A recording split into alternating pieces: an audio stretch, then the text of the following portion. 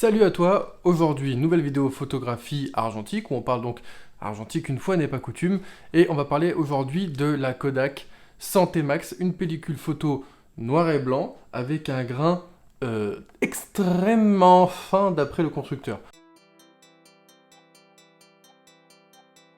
La 100T Max, je l'ai découvert récemment lors de mon échange d'appareils photo avec Thomas. J'ai découvert cette pellicule qui est donc une pellicule noir et blanc avec un contraste assez prononcé et un grain extrêmement fin. Et moi j'aime beaucoup les pellicules avec un grain très fin. Alors je sais pas pourquoi j'avais jamais testé cette pellicule Kodak en 100 ISO et finalement je l'ai testé que en 400 parce que en couleur j'ai l'habitude de prendre des pellicules à sensibilité assez faible et chez Ilford aussi j'avais déjà pris des pellicules avec une sensibilité de 125 je sais pas pourquoi j'ai jamais eu l'occasion finalement d'essayer cette pellicule là. Je l'ai testé, j'ai beaucoup apprécié.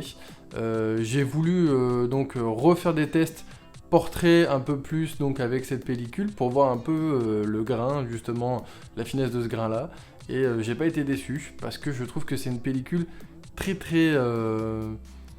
on va dire très facile à maîtriser.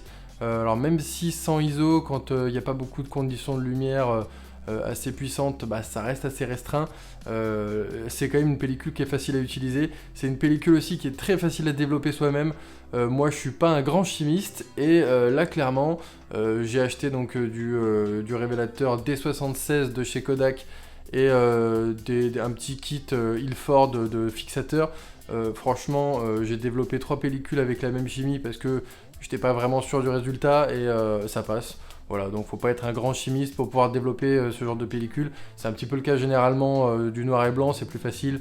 Pas obligé de respecter les températures au degré près, ce qui n'est pas le cas avec la couleur. Et franchement, voilà, résultat plutôt cool, résultat plutôt satisfaisant.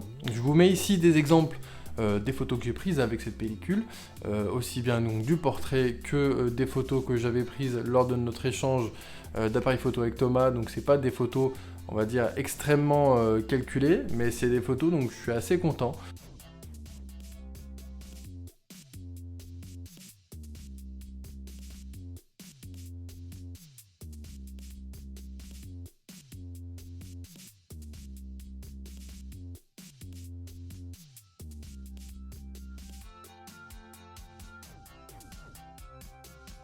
J'utilisais jusqu'à maintenant beaucoup la Ilford FP4 qui a une sensibilité ISO de 125, qui avait un grain quand même assez fin, il faut le reconnaître, qui était assez doux. Mais là, sur la T-Max 100, la différence, c'est le contraste. Le contraste est vraiment très marqué par rapport à la Ilford, et je trouve que les noirs sont vraiment un peu plus intenses. Et voilà, pour le portrait, ça marche super bien. Pour les photos street, lifestyle, ça marche aussi très bien. Donc c'est une super belle découverte. Je suis très content d'avoir découvert cette pellicule là.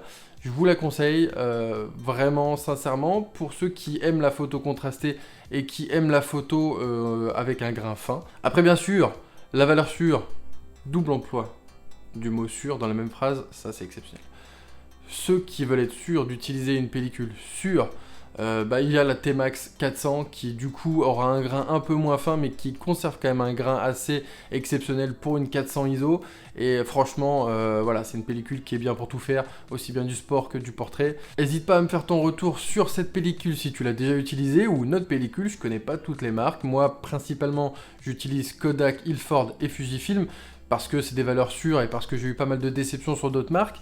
Mais n'hésite pas si toi tu as utilisé d'autres marques avec un grain aussi fin, avec peut-être un grain moins fin mais un contraste assez prononcé, n'hésite pas à faire ton retour et puis on se dit à la prochaine pour une prochaine vidéo argentique, numérique, quoi qu'il arrive autour de la photo. Salut!